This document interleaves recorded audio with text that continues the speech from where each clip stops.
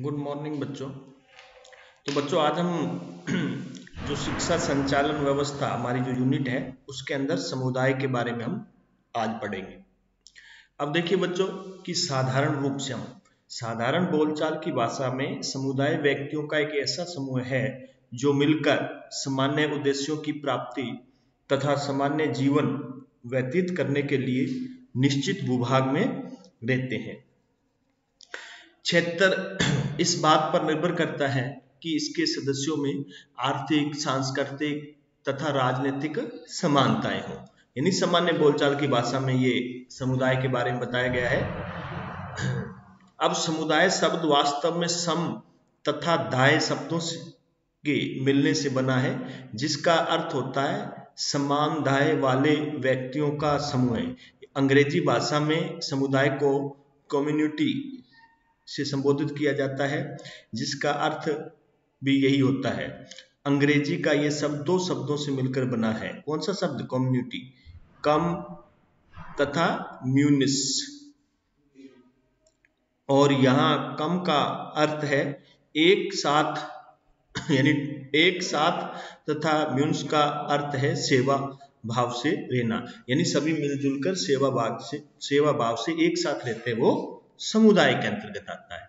यानी अलग अलग तरीके से अलग अलग रूप से परिभाषाएं बताई गई है, किसकी निश्चित कोई परिभाषा नहीं बताई गई है। अपने अपने साधारण बोलचाल की भाषा में जैसे आपको बताया कि सामान्य उद्देश्यों की प्राप्ति और सामान्य जीवन व्यतीत करने का एक निश्चित भूभाग होता है जिसमें लोग मिलकर रहते हैं, और आर्थिक, राजनीतिक और सांस्कृतिक और राजनीतिक समानताएं होती हैं, वो समुदाय के अंतर्गत आते हैं। तो बच्चों इसमें देखिए, अब इसमें एक मैकाइवर की परिभाषा है। देखिए कि मैकाइवर ने इसके बारे में क्या लिखा है, जो हमने पढ़ा है उसके मैकाइवर के बारे में लिखेंगे। अब देखिए समुदाय को मैकाइवर ने इस प्रकार स्पष्ट करते हुए लिखा है, किसी जन समूह, चाहे वह छोटा हो या बड़ा, कोई भी जन समूह है, चाहे वो छोटा हो चाहे बड़ा, के सदस्य इस प्रकार रहते हैं कि वे व्यक्तिगत हितों को त्याग कर सामूहिक रूप से जीवन की समस्त भौतिक दशाओं में भाग लेते हैं। तब उस समूह को क्या कहते हैं? समुदाय कहते हैं। अब देखिए ये परिभाषा किसकी है? मैकाइवर की है। एक बार दोबारा देखिए कि किसी जन समूह, चाहे वह छोटा हो या बड़ा, इसके सदस्य इस प्रकार रहते हैं कि वे व्यक्तिगत हितों को त्याग कर सामूहिक रूप से जीवन की समस्त भौतिक दशाओं में भाग लेते हैं। तब उस समूह को समुदाय कहते हैं। अब मैकाइवर की परिभाषा के आधार पर यानी समुदाय की कुछ विशेषताएं भी बताई गई हैं मुख्य रूप से। अब कौन कौन सी विशेषताएं देखिए। अब मैकाइवर की जो परिभाषा हमने देखी है, उसी परिभाषा के आधार पर हम इसकी विशेषताएं देखेंगे। नंबर 1 देखिए, समुदाय के लिए व्यक्तियों का छोटा या बड़ा समूह आवश्यक है। प्रत्येक व्यक्ति, प्रत्येक समाज के लिए छोटा या बड़ा भौगोलिक क्षेत्र भी होना आवश्यक है। अब देखिए समुदाय तब होगा जब व्यक्तियों का क्या होगा? समूह होगा। ये बात भी सही है। दूसरी चीज, छोटा या बड़ा भौगोलिक क्षेत्र, भूभाग भी होना जरूरी है जहां पर लोग रहेंगे। तीसरा देखिए, समूह का निर्माण पारस्परिक सद्भाव तथा विश्वास पे होना चाहिए। यानी समूह तभी कामयाब है, तभी बन सकता है जब पारस्परिक क्या हो, आपस में सद्भाव हो, भाईचारा हो, एक दूसरे पे विश्वास हो, एक दूसरे का सहयोग करें, मिलजुल कर रहें, तो ही हम कह सकते हैं वो समुदाय है। अब चौथा पॉइंट देखिए, तो चौथा पॉइंट जो हमारा था क्या था? चौथा पॉइंट देखिए कि समूह के सदस्यों की एक विशिष्ट क्षेत्र में उद्देश्य तथा रुचियों में समानता होती है। पांचवा, समूह के सदस्य व्यक्तिगत हितों को त्याग कर संपूर्ण समुदाय के हितार्थ कार्य करते हैं, यानी सभी मिलजुल कर समुदाय के हित में कार्य करते हैं। तो इस प्रकार ये समुदाय की मैकाइवर ने 5 मुख्य विशेषताएं बताई हैं कि व्यक्ति का समूह होना चाहिए, चाहे छोटा हो बड़ा हो, रहने के लिए छोटा बड़ा भूभाग होना चाहिए, भौगोलिक स्थिति होना जरूरी है, उसके साथ साथ क्या है, सभी लोग मिलजुल कर रहे हैं, पारस्परिक सद्भाव और विश्वास की भावना होनी जरूरी है। उसके साथ समूह के सदस्य एक अपने क्षेत्र के जो रुचियों में समानता होनी चाहिए, यानी उनकी संस्कृति, वेशभूषा, उसमें कुछ ना कुछ समानता होनी चाहिए, और एक दूसरे की जो कार्य हैं, उनके उद्देश्य हैं, वो भी मिलते जुलते होने जरूरी है। तो इस प्रकार ये 5 विशेषताएं बताई हैं। जैसे 5वीं, समूह के सदस्य व्यक्तिगत हितों को त्याग कर संपूर्ण समुदाय के हित के लिए कार्य करें। अब हम पढ़ेंगे समुदाय का शैक्षिक महत्व, यानी बालक की शिक्षा में समुदाय का बहुत बड़ा महत्वपूर्ण स्थान है। हम जानते हैं बालक के विकास, उसकी आदतें, व्यक्तिगत विशेषताओं तथा रुचियों पर समुदाय का उल्लेखनीय प्रभाव पड़ता है। जैसे समुदाय में बालक रहता है वैसा ही उसका व्यवहार बन जाता है। हम जानते हैं कि जिस प्रकार का हमारा समुदाय है वैसा ही बालक उसी तरीके से व्यवहार करता है।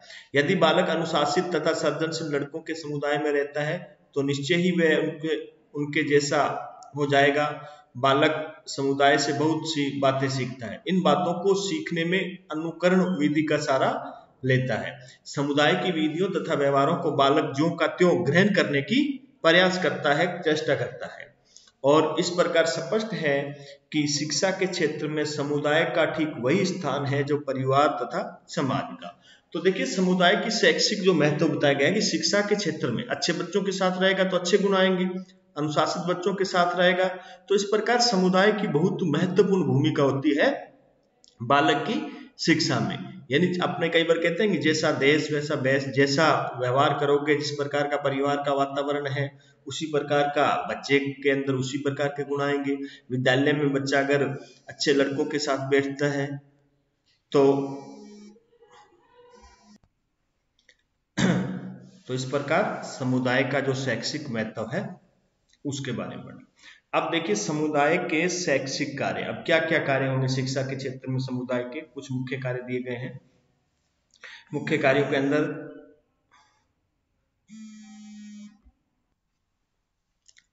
तो समुदाय के शैक्षिक कार्य, तो मुख्य रूप से देखिए कि समुदाय बालकों के लिए क्या कार्य शैक्षिक कौन कौन से कार्य करता है। नंबर 1, शिक्षा के उद्देश्यों का निर्धारण। अब देखिए समुदाय शिक्षा के उद्देश्य निर्धारित करने में एक उपयुक्त वातावरण निर्मित करता है कि वर्तमान उद्देश्यों की समीक्षा तथा अन्य उद्देश्यों की संभावनाओं पर अपना मत प्रस्तुत, यानी समुदाय के अंदर रहकर बच्चे शिक्षा से संबंधित उद्देश्य प्राप्त करते हैं। साथ में रहना, किस प्रकार बोलचाल की भाषा है और हम कैसे आगे विद्यालय के अंदर बच्चे एक दूसरे के साथ बैठते हैं, भाषा, बोलचाल, अनुशासन। तो इस प्रकार उसके अंदर बालकों के अंदर अच्छे और नवनिर्मित जो उद्देश्य होते हैं उनका निर्माण होता है, एक दूसरे के मत प्रकट करते हैं। तो इस प्रकार पहला उद्देश्य क्या है कि शिक्षा के उद्देश्यों के निर्धारण में समुदाय की बहुत बड़ी भूमिका होती है बालकों के लिए। दूसरा पॉइंट जो हमारा है वो है पाठ्यक्रम का निर्माण। समुदाय प्रस्तुत पाठ्यक्रम की आलोचना कर उसमें आवश्यक सुधार जो है करने के लिए क्या करता है, जनमत तैयार करता है और अपने विचार संबंधी शिक्षाविदों को प्रेरित करता है। यानी पाठ्यक्रम निर्माण में भी समुदाय की भूमिका होती है कि क्या सुधार करना है, किस प्रकार करना है, किस प्रकार इस पाठ्यक्रम में ये चीजें होनी चाहिए। यानी समुदाय अपने सामाजिक जो वातावरण है उस वातावरण के आधार पर शिक्षा में सुधार करने के लिए सिलेबस यानी पाठ्यक्रम में सुधार करने के प्रयास करता है। तीसरा पॉइंट देखिए प्रौढ़ शिक्षा की व्यवस्था। अब देखिए समुदाय प्रौढ़ शिक्षा को शिक्षित करने के लिए समय समय पर विशिष्ट शैक्षिक जो शिविर है, कार्यक्रम है, केंद्र और ये मिलकर समय समय पर आयोजित करते हैं और इसके लिए स्थायी व्यवस्था का प्रयास किया जाता है। किसके लिए? प्रौढ़ शिक्षा व्यवस्था के लिए, कि प्रौढ़ों को शिक्षित किस प्रकार करना है, कैसे पढ़ाना है, किस क्या समय निश्चित करना है, किस प्रकार की व्यवस्था की जाएगी गांव में, ये सभी चीजों के बारे में समुदाय की मदद ली जाती है। चौथा पॉइंट है शिक्षा पर नियंत्रण। तो समुदाय शिक्षा पर अनेक प्रकार से शैक्षिक रूप से नियंत्रण रखता है। विद्यालय की व्यवस्था, शिक्षण विधियां, वित्तीय साधन, शिक्षा नीति, इनकी आलोचना करना, समय समय पर इसमें सुधार करने के लिए यानी जो आवश्यक संशोधन करने के लिए भी समुदाय दबाव डालता है, कहता है। तो उसी के प्रकार कह सकते हैं कि शिक्षा पर भी इनका नियंत्रण होता है कि समय समय पर समुदाय ये देखता है कि शिक्षा जो व्यवस्था बच्चे के अनुकूल है, उस सामाजिक वातावरण के अनुकूल है, किस प्रकार की व्यवस्था नहीं है। तो इस प्रकार इनकी भूमिका मुख्य रहती है। पांचवा पॉइंट हमारा देखिए व्यवहारिक एवं स्वावलंबी शिक्षा की व्यवस्था। यानी नवयुवकों को व्यवहारिक जीवन उपयोगी स्वावलंबी होने की व्यवस्था के लिए समाज तकनीकी तथा औद्योगिक शिक्षा व्यवस्था करता है। यानी स्वावलंबी किस प्रकार बनाना है और किस प्रकार करना है, इसके लिए भी इसकी भूमिका मुख्य होती है तकनीकी शिक्षा के क्षेत्र में। छठा पॉइंट देखिए हमारा कि शिक्षा के अनौपचारिक साधनों की व्यवस्था, यानी समुदाय शिक्षा के अनौपचारिक साधनों के माध्यम से शिक्षित करने की व्यवस्था करता है। जो हमारा अनौपचारिक शिक्षा है कि जिस प्रकार बच्चों को पढ़ाया जाता है ना कि समय निश्चित नहीं होता कब किस समय पढ़ाना है। अब कई पढ़ नहीं पाते, दिन में बच्चे काम करते हैं वो पढ़ नहीं पा रहे, कई बुजुर्ग हैं वो अनपढ़ है वो पढ़ना चाहते हैं, तो ऐसी व्यवस्था में इसकी भूमिका बहुत ही महत्वपूर्ण होती है। तो अब देखिए पंचायत और शिक्षा। तो देखिए संविधान के 73वें संशोधन द्वारा त्रिस्तरीय पंचायती राज प्रणाली ग्राम, जिला व ब्लॉक स्तर पर स्थापित की गई, जिसमें चयनित निकाय जनता को उनके अपने ग्राम, जिला और तहसील स्तर पर सामूहिक हित के लिए निर्णय करने और काम करने के लिए समर्थ बना सके। यानी जो पंचायती राज व्यवस्था, त्रिपंचायती राज व्यवस्था जो हुई थी, जैसे ग्राम पंचायत, फिर पंचायत समिति, फिर क्या है पंचायत समिति के बाद जिला परिषद, तो इन प्रकार की व्यवस्थाओं के अंदर ग्रामीण, जिला, तहसील स्तर पर लोगों के विकास के लिए कार्य करने के लिए संपूर्ण अधिकार दिए, जिसमें जनता की जो भागीदारी बहुत ही सुनिश्चित की गई। या आप कह सकते हो कि ग्रामीण विकास जो कार्यक्रम, आर्थिक विकास के कार्यक्रम, सामाजिक न्याय की दिशा में सामूहिक रूप से बड़े स्तर पर प्रयास किए गए। 73वां जो संशोधन हुआ उसमें 29 विषयों की पहचान की गई, यानी जो पंचायत राज्य व्यवस्था को दिए गए। इनका काम क्या कौन करेगा, पंचायत राज व्यवस्था करेगी। जैसे आप कह सकते हो प्राथमिक माध्यमिक शिक्षा, वैश्यक अनौपचारिक शिक्षा, पुस्तकालय, तकनीकी परीक्षण, व्यावसायिक शिक्षा आदि प्रकार को शामिल किया गया। सभी राज्य सरकारें ने राज्य पंचायती राज कानून बनाए ताकि विकेंद्रीकरण और संवैधानिक प्रावधानों के आधार पर प्रजातांत्रिक मार्ग का क्या हो सके, विकास का मार्ग प्रशस्त हो सके। यानी विकेंद्रीकरण क्या मतलब है, यानी सरकार ने ग्रामीण स्तर तक को जो अधिकार थे वो बांट दिए गए और संवैधानिक कानूनों के अंतर्गत अधिकार दिए गए कि लोकतंत्र को विकसित करने के लिए, प्रजातंत्र को विकसित करने के लिए, जनता का शासन मजबूत करने के लिए पंचायती जो राज्य जो ग्रामीण जो संस्थाएं हैं, पंचायती राज संस्थाएं, स्थानीय संस्थाएं, उनको अधिक अधिकार दिए जाएं, तभी ये विकसित हो पाएगा लोकतांत्रिक विकास। इसके अलावा कई राज्यों में गतिविधियों, विभिन्न कार्यों और गतिविधियों की पहचान की गई और जिन्हें पंचायती राज से अलग कर स्तरों पर इसको लागू किया जा सका। कहने का मतलब यह है कि पंचायती राज और शिक्षा, यानी पंचायत के द्वारा शिक्षा के क्षेत्र में सुधार के बहुत प्रयास किए गए, क्योंकि स्थानीय स्तर पर जो प्राथमिक शिक्षा व्यवस्था है उसमें ग्राम पंचायत यानी स्थानीय संस्थाओं की जो भूमिका बहुत महत्वपूर्ण रहती है। इसी आधार पर इनको ये अधिकार दिए गए। अब देखिए सहयोग के औपचारिक संगठन, यानी कौन से औपचारिक ऐसे संगठन जो विभिन्न प्रकार के सहयोग करते हैं। अब देखिए सामूहिक निष्क्रियता की समस्या को हल करने के लिए ऐसे औपचारिक संगठन बनाने के प्रयास किए गए।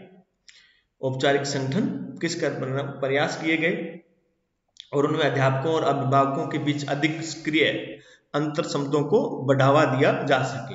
यानी विद्यालय स्तर पर औपचारिक संगठन बनाए गए कि अभिभावक और अध्यापक, यानी विद्यालय का जो स्टाफ है, अध्यापक, प्रधानाध्यापक और जो बच्चे पढ़ रहे हैं उनके संरक्षक हैं, अभिभावक हैं, माता पिता हैं, इनके साथ क्या है समय समय पर क्या बातचीत हो, एक दूसरे के अंदर शिक्षा क्षेत्र के बारे में बातचीत करें, विद्यालय के विकास के बारे में बात करें, वहाँ की व्यवस्था के बारे में बात करें। पीटीटी और शिक्षक अभिभावक संघ, ग्रामीण शिक्षा समिति, अनेक ऐसे उदाहरण हैं कि इन समितियों के माध्यम से शिक्षा के अंदर संगठन बनाकर इसमें सुधार करने का प्रयास करें। कई क्षेत्रों में ग्रामीण शिक्षा समिति को स्कूली शिक्षा प्रणाली में सुधार लाने के व्यापक विचार उद्देश्य स्थापित किए गए हैं। जैसे राजस्थान के कुछ भागों में लोक जुम्बिश कार्यक्रम भी काम करती है। यानी सहयोग के रूप में अनेक ऐसे संगठन स्थापित करके हम ग्रामीण क्षेत्र पर शिक्षा जो व्यवस्था है उसमें सुधार कर सकते हैं और वहाँ के रहने वाले लोग और अध्यापक, इन सभी में मीटिंग के माध्यम से, अन्य कार्यों के माध्यम से शिक्षा के क्षेत्र में हम सुधार कर सकते हैं। तो अब आता है अनौपचारिक अंत्यक्रिया। अध्यापक अभिभावक के बीच अंतर संबंध का अभाव वर्तमान में स्कूली शिक्षा प्रणाली के लिए एक गंभीर कमी है। यानी अध्यापक और अभिभावक के बीच में संबंध नहीं हो पा रहा, चाहे सरकारी भी गवर्नमेंट स्कूल हो, प्राइवेट हो, यानी सरकारी विद्यालय हो या निजी, तो ये एक बहुत बड़ी गंभीर समस्या है। और इसके माँ बाप क्या है, इसके प्रति उदासीन है। तो इसलिए अध्यापक की निष्क्रियता की समस्या और भी गंभीर हो जाती है, क्योंकि अध्यापक से माता पिता मिलते नहीं बच्चे के, और अध्यापक भी पूरे अपनी समस्या जो अपने कार्य के प्रति भी सचेत नहीं रहता। तो इस प्रकार माँ बाप व्यक्तिगत तौर पर बच्चों की शिक्षा में रुचि ले, उनके पास समय को शक्तिहीन मानने के कई कारण होते हैं, लेकिन उन सामूहिक शक्ति का भी बहुत कम उपयोग होता है। इससे सबकी भागीदारी हो। स्कूली शिक्षा प्रणाली के निर्माण के तरीकों की खोज में ये जानना महत्वपूर्ण है कि अध्यापक अभिभावक अंत्यक्रिया इसका एक आवश्यक अंग है, कि अध्यापक और अभिभावक दोनों की समय समय पर मीटिंग होना जरूरी है, विभिन्न समितियों के माध्यम से। ग्राम शिक्षा समिति है, पीटीए समिति है, ये समितियां बहुत ही महत्वपूर्ण भूमिका निभा सकती है शिक्षा के क्षेत्र में। और इसके प्रयासों से, संस्थानों के प्रयासों से भी, अच्छे प्रयासों से भी इसमें फायदा हुआ है। तो अध्यापक अभिभावक औपचारिक संगठन के दायरे से बाहर भी बहुत कुछ हो सकता है। जिन क्षेत्रों में स्कूल सुव्यवस्थित ढंग से चलते हैं, वहां अध्यापक अभिभावकों के बीच अनौपचारिक अंतर संबंध भी महत्वपूर्ण भूमिका निभा सकता है।